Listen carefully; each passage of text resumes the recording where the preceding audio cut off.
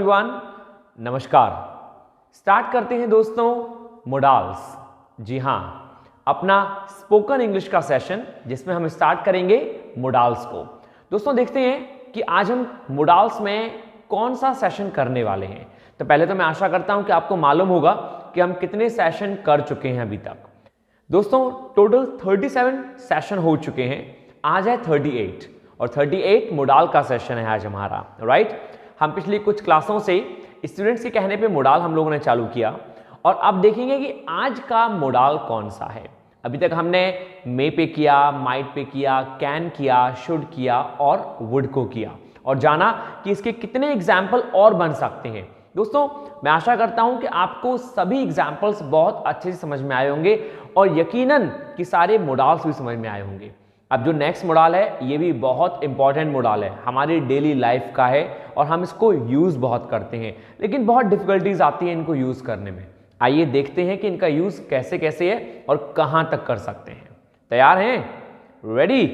चलिए दोस्तों स्टार्ट करते हैं 38 वीडियो ऑफ द मोडाल और देखते हैं कि आज का मोडाल कौन सा है। आइए दोस्तों स्टार्ट करते हैं द यूज ऑफ वुड।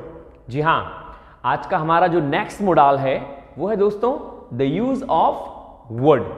कैसे यूज करते हैं वुड को हम अपनी स्पोकन इंग्लिश में, हम कहां कहां यूज करते हैं दोस्तों। तो ये कुछ एग्जांपल्स हैं, हम इन एग्जांपल्स के थ्रू समझेंगे the usages of would, right everybody. उस एग्जांपल को देखने से पहले हम समझ लेते हैं कि वुड का मीन क्या होता है। सो नंबर 1 दोस्तों, वुड जो है वो विल का पास्ट होता है।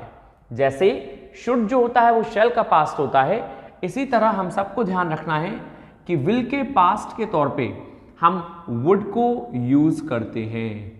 जब भी कोई आपसे पूछेगा कि भाई विल का पास्ट क्या होता है, तो विल का पास्ट कहलाता है वुड। तो एक बात तो भैया प्रूव हो गई, विल का यूज करते हैं फ्यूचर में, विल का यूज करते हैं फ्यूचर टेंस में, लेकिन वुड का यूज करेंगे जब भी हम पास्ट में कोई फ्यूचर की बात करेंगे। पास्ट में फ्यूचर की बात, जी हाँ, मैं आपको एग्जाम्पल में बताऊंगा कि कैसे करते हैं पास्ट में फ्यूचर की बात। तो पास्ट टेंस के लिए हम वुड का यूज करेंगे, राइट, नंबर 1। सेकंड दोस्तों, हम वुड का यूज करते हैं मोस्ट प्रोबेबली पॉसिबिलिटी के लिए।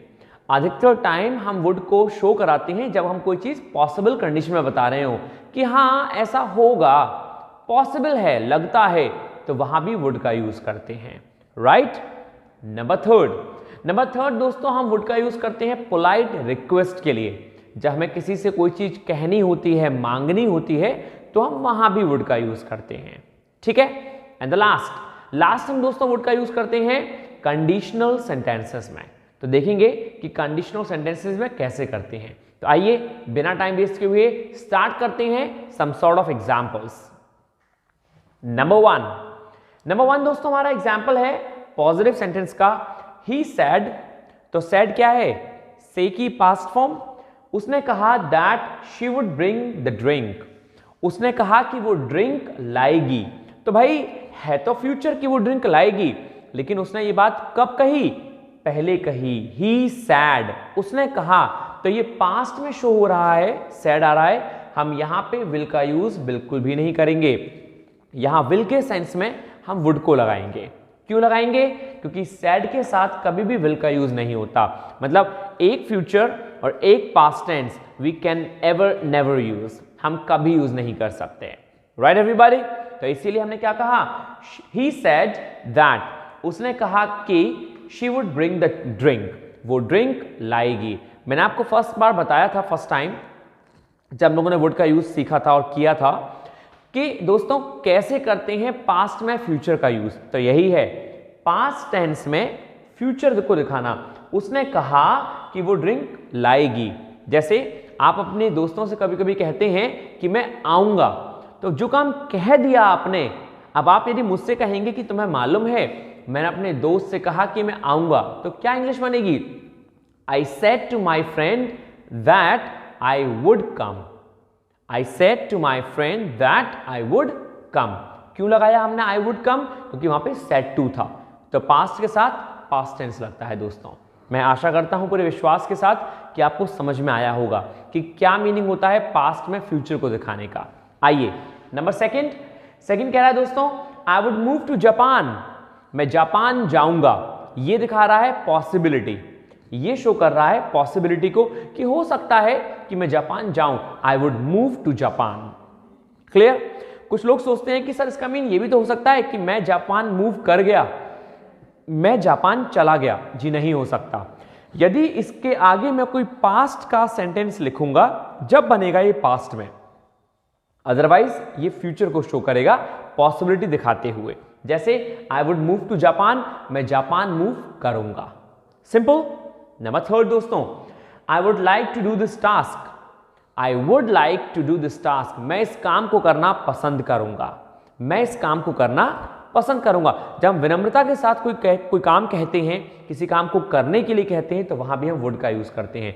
आई वुड लाइक, ये बहुत यूज होता है वुड लाइक, हमारे आम चलन में बहुत है ये। तो आई वुड लाइक, मैं कोशिश करूंगा इस काम को करने की। I would like to do this task. Simple दोस्तों। Number next, fourth, he would have come, वो आ गया होता, if it had not rained, यदि बारिश नहीं हुई होती। दोस्तों यही कहलाते हैं कंडीशनल सेंटेंसेस। कंडीशनल मीन्स जहां दो सेंटेंस काम करें एक ही सेंटेंस का, जहां दो घटनाएं घटी हो और एक ही सेंटेंस में लिखी गई हो, वही कहलाते हैं कंडीशनल। जहां इफ जैसे वर्डों का यूज हुआ हो वो कहलाते हैं कंडीशनल। तो वहां दोस्तों दो टेंस का यूज होता है। यूं तो कंडीशनल पास्ट में भी होते हैं और प्रेजेंट में भी होते हैं, लेकिन अभी हम बात कर रहे हैं पास्ट की। तो पास्ट में क्या होता है कि हैड वाले कंडीशनल जो होते हैं, जिनके संग हैड प्लस थर्ड फॉर्म आती है, वहां पे हम would have plus third form लगाते हैं। जी बिल्कुल, आपको ये बात याद रखनी पड़ेगी कि कंडीशनल सेंटेंस में जो पास्ट परफेक्ट टेंस लेते हैं, पास्ट परफेक्ट का मतलब हैड प्लस थर्ड फॉर्म, उनके साथ हम would have plus third form का यूज करते हैं। राइट? तो जो इफ वाला सेंटेंस होता है वो तो लेता है हैड प्लस थर्ड फॉर्म, और जो बचा हुआ सेंटेंस हुआ वो लेगा would have plus third form. क्या मीनिंग हुआ इसका? इसका मीन हुआ दोस्तों, ही वुड हैव कम, वो आ गया होता, ही वुड हैव कम, वो आ गया होता, if it had not rained, यदि बारिश नहीं हुई होती। तो भाई यदि बारिश नहीं हुई होती ना तो वो आ गया होता, तो मैं चिंता करने की जरूरत नहीं थी। तो यहां पे हम would have plus third form लगाएंगे। आप कोशिश करेंगे पास्ट में कंडीशनल बनाने की, and if there would be some mistakes then I will let you know, मैं आपको बताऊंगा। और वैसे भी दोस्तों हम कंडीशनल सेंटेंस का एक अलग से चैप्टर लेंगे, उसमें आप समझेंगे, तो आपको चिंतित होने की जरूरत बिल्कुल भी नहीं है। There is no need to have any kind of single trouble. Right everybody? Start करते हैं नंबर 5। ये थे दोस्तों पॉजिटिव। पॉजिटिव के बाद ये दोनों हैं interrogative sentence. Interrogative means question mark. तो भैया क्या बना? Would you please come for a cup of T. Interrogative में हम हमेशा हम्बलनेस शो करने के लिए, कुछ मांगने के लिए या कुछ बताने के लिए यूज करते हैं वुड का। तो क्या कहा उसने? वुड यू प्लीज कम, कृपया क्या आप आएंगे, for a cup of tea, एक चाय के लिए। Would you please come for a cup of tea, क्या आप एक चाय के लिए आएंगे? एक sentence. Second, would you please lift a chair for me. Hey, क्या तुम मेरे लिए चेयर उठा सकते हो प्लीज। तो वुड यू प्लीज लिफ्ट, दोस्तों एक वर्ड होता है विनम्रता को शो करने के लिए, वुड यू प्लीज। आपको कभी भी किसी से कुछ कहना हो विनम्रता से तो आप वुड यू प्लीज का यूज कर सकते हैं। ठीक है? तो क्या कहा? Would you please lift a chair for मी, क्या आप मेरे लिए चेयर उठाएंगे, क्या आप मेरे लिए चेयर उठा सकते हैं प्लीज। इसीलिए हमने यूज किया वुड का। दोस्तों ये है इंटरोगेटिव जिससे हम बना सकते हैं। स्टार्ट करते हैं now. Number next, negative sentence. बहुत सिंपल है, मोडाल के पीछे बस आपको नॉट लगा देना है और नेगेटिव कंप्लीट। कैसे? जैसे he said that she would not bring the drink. He said, उसने कहा कि वो ड्रिंक नहीं लाएगा। She would not bring the drink, वो ड्रिंक नहीं लाएगा। तो पास्ट में फ्यूचर की बात, वही वाला सेंटेंस पहला वाला, उसी का नेगेटिव। ही सेड, उसने कहा कि she would not bring the drink, वो ड्रिंक नहीं लाएगी भाई, उसे नहीं है पसंद लाना। Simple. Number second sentence, I would not move to Japan, मैं जापान मूव नहीं करूंगा। पॉसिबिलिटी है, हो सकता है कि मैं जापान मूव नहीं करूं, तो I would not move to Japan. दोस्तों एक चीज ध्यान रखेंगे, हम वुड नॉट को कहीं कहीं वोंट से भी दिखाते हैं। वुड नॉट की एक फॉर्म वोंट भी होती है। आप यदि वुड नॉट नहीं कहना चाहते तो इसकी कॉन्ट्रैक्शन फॉर्म, मतलब इसको समरी में इसको छोटा करके हम वोंट भी बोलते हैं, right. Number next, I would not like to do this task. I would not like to do this task, मैं इस काम को करना पसंद नहीं करूंगा। I would not like to do this task. Number next, he would not have come if it had rained. He would not have come, वो नहीं आया होता if it had rained, यदि बारिश हुई होती। मतलब वही वाली बात, conditional sentence, he would not have come, would have के संग थर्ड फॉर्म। दोस्तों कम की थर्ड फॉर्म कम ही होती है, कम, came, come। वो नहीं आया होता, he would not have come if, यदि it had rained, past perfect tense, यदि बारिश हुई होती, हैड के संग थर्ड फॉर्म। नंबर नेक्स्ट दोस्तों, ये थे नेगेटिव, तो मैंने सोचा कि यहां पे एक इंटरोगेटिव दो ही बनाई है, तो दोस्तों हमने दो और बनाई। अब WH फैमिली से, हाउस से लेके, ये तो था वुड से, ये है हाउस से। जैसे how would I catch the bus, हम विनम्रता से किसी से पूछ रहे हैं, हम विनम्रता से किसी से पूछ रहे हैं मैं बस कैसे लूंगा, मुझे बस कैसे मिलेगी, how would I catch the bus. Clear. Number second, who would do this task, इस काम को कौन करेगा, who would do this task, इस काम को कौन करेगा। तो ये भी हमने वुड का यूज किया हम्बलनेस शो करने के लिए। ये थे इंटरोगेटिव दोस्तों, ऊपर वाले नेगेटिव, यहां इंटरोगेटिव और यहां पॉजिटिव। मैं आशा करता हूं कि आपके समझ में आए होंगे अच्छे से।